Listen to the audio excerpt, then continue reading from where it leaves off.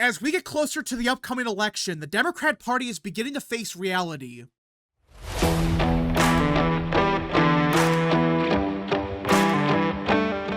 What is up, people of the internet? It is me, Real American, back in with a new video, and today we have to talk about the 2024 presidential election because it appears that reality is finally setting in for the Democrat Party. And I know, the Democrat Party for the last, 2 to 3 months, they've been delusional. Let's be honest with ourselves. They've been delusional. They really believed that Kamala Harris was going to win in a landslide. She was going to win every state.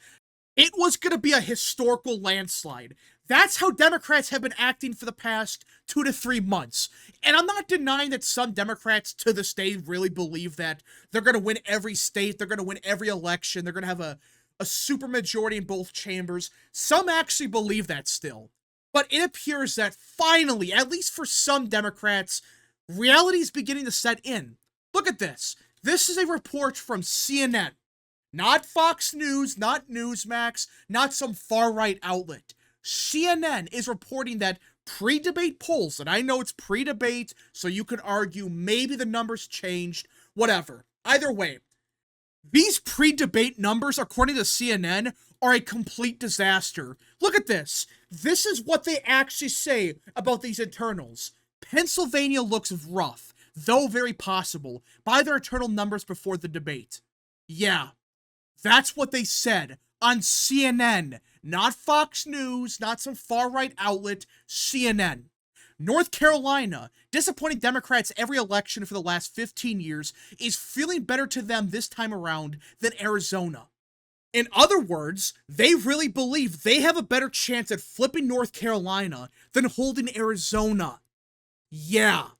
Which I find insane to think, but I guess it's possible because maybe she's doing so bad with Hispanic voters. I guess that's possible, but then doing slightly better with black voters, I guess?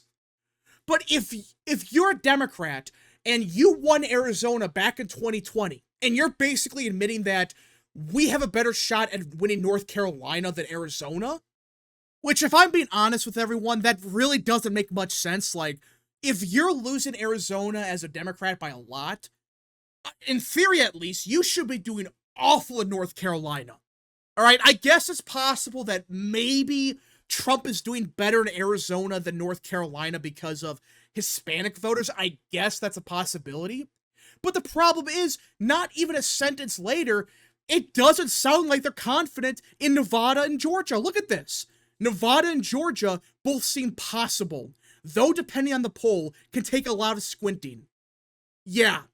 In other words, they're basically admitting they are screwed in Arizona, they're cooked in Nevada and Georgia, and their Hail Mary now is North Carolina.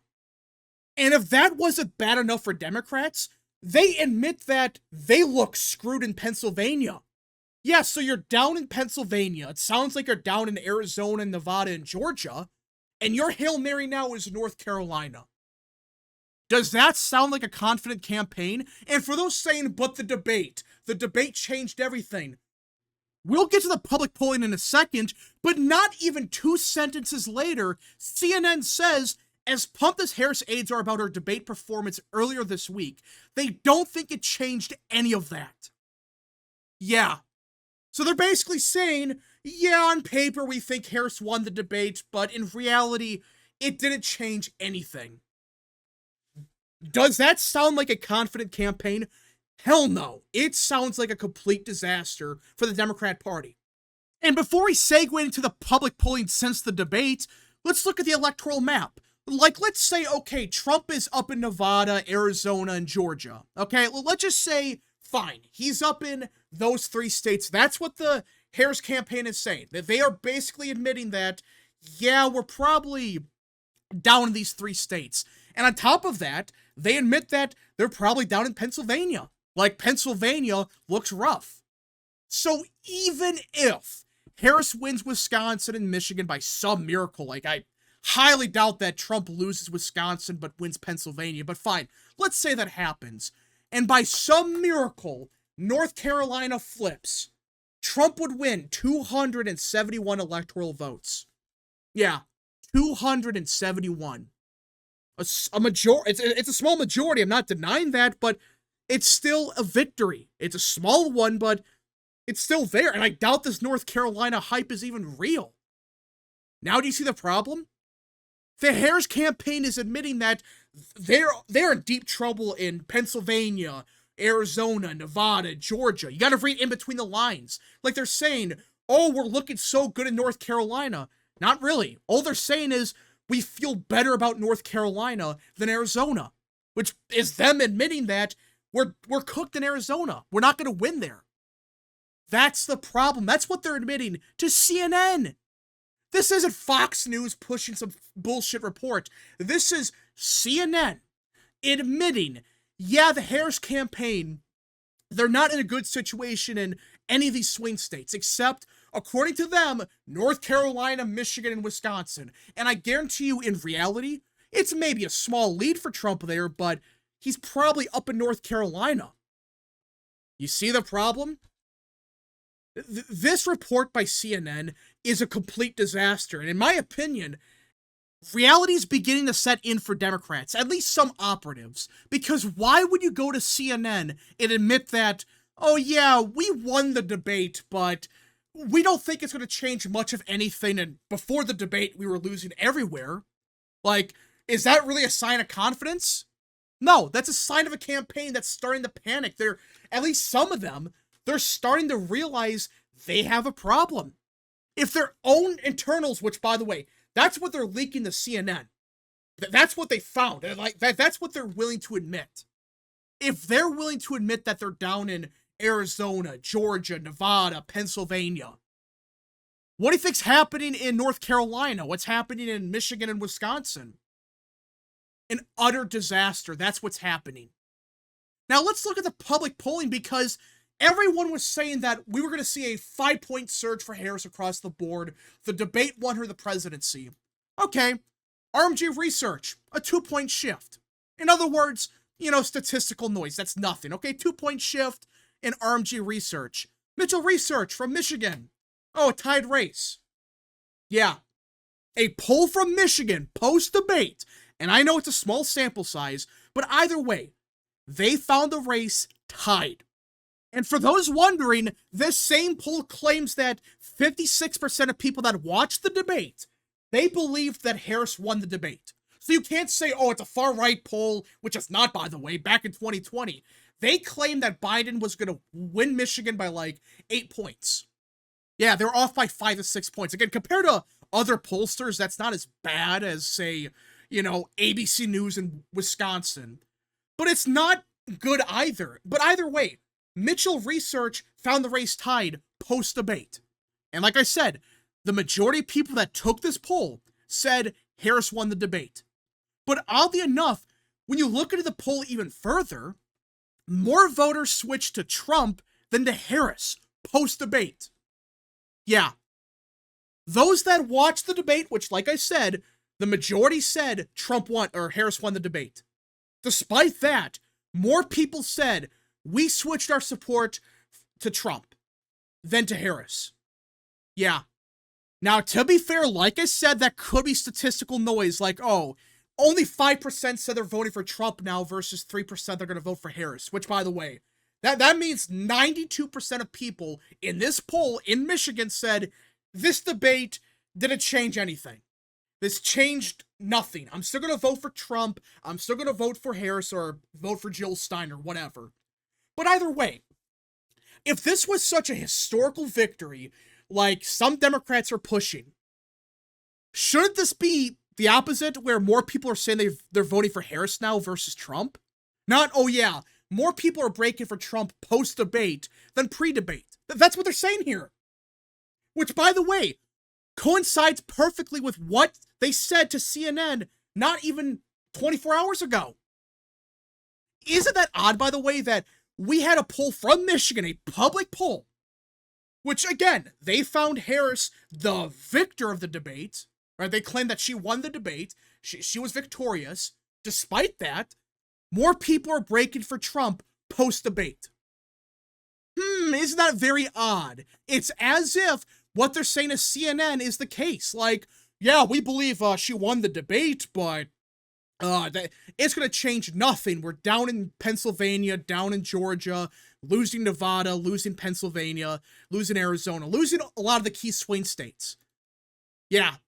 So this kind of vindicates that there's some legitimacy to the idea that while the debate wasn't a victory for Trump, to say it was a grand slam for Kamala Harris, it was such a huge victory for her, that's not even true. And in fact, people are breaking for Trump more than before the debate. But alright, that's only 2 polls. Like, okay, RMG Research, only a 2-point shift. You know, Mitchell Research, tied race. Redfield, a garbage pollster, found no change. Reuters, only a 1-point shift towards Harris. Yeah, 1-point swing, that's statistical noise. Insider polling from Michigan, Trump +1, which we did a video on this yesterday. These are post-debate polls. And you notice how there's 2 of them from Michigan, and they found a 50-50 race. Let's just say 50-50, it's tied, even though these same pollsters, they were off by 5 to 6 points back in 2020. Let's just say fine, they're spot on. All right, the statistical noise, it's a tied race. Does this look like a huge Harris victory? No. To me, this screams nothing changed. This debate, which should have been a huge win for Harris, according to Democrats, it changed nothing. No real movement, and I'm not talking about a 1-point shift like Reuters found. That's statistical noise. This should have been a 5, 6, 7-point shift, not a 1-point shift. It should have been 4 or 5. Maybe 3, but okay. Even if it was a 2-point shift, fine. Not even a 1-point shift. That's pathetic. That's not what Harris wanted. And again, that kind of vindicates what they admitted to CNN earlier today. These numbers are not good for Harris's campaign whatsoever. And that's why it sounds like they're starting to realize, oh, wait a minute. Despite this victorious debate performance, we're in deep trouble. We're getting crushed in Nevada, Georgia, Arizona. It's looking pretty bad in Pennsylvania. North Carolina, we have a chance in, but Trump's probably the favorite there. This is bad. Like, this is really bad for Democrats, and it seems like they're finally realizing, oh, wait a minute. The economy really does suck. People really believe that the economy is garbage, and in fact, it's getting worse. And on top of that, you have issues like immigration, crime, foreign policy. All these major issues are favoring Trump. And that's why Harris's victory at the debate, it wasn't a real win. It was, oh yeah, people thought Harris did better. But on the actual issues that matter to people, it's actually helping Trump. Trump is experiencing a, no real decline in support. Like some polls like RMG Research, a 1-point shift. Congratulations. What a big deal. 1-point swing post-debate. Which, by the way, 2/3 of the survey were conducted after the debate, which means that 1/3 of the survey was conducted beforehand. So you don't really know, oh, was this post-debate? Was this pre-debate? What? We just gotta see what happens. Maybe the numbers get better for Harris in 2 weeks or so. But if you're the Democrat Party and it sounds like they're starting to panic a little bit, you start to sweat quite a bit like, oh, wait a minute. Our numbers are not getting much better. And it looks like we are getting crushed in Pennsylvania, Georgia, Arizona, which just those 3 states alone, and assuming that North Carolina or even Nevada, let's just say by some miracle they win North Carolina but lose Nevada. Fine, let's say that happens. Just those 4 states give Trump an electoral majority. He gets 271 electoral votes. No wonder they're running to CNN and saying, oh yeah, we're getting crushed everywhere right now. And that's what they're willing to admit. But anyways, folks, thank you so much for watching. If you guys did enjoy this video, smash the like button down below, subscribe, share with your friends, hit that little bell, follow the social media accounts in the description down below, and of course, join the channel today. Godspeed to all of you.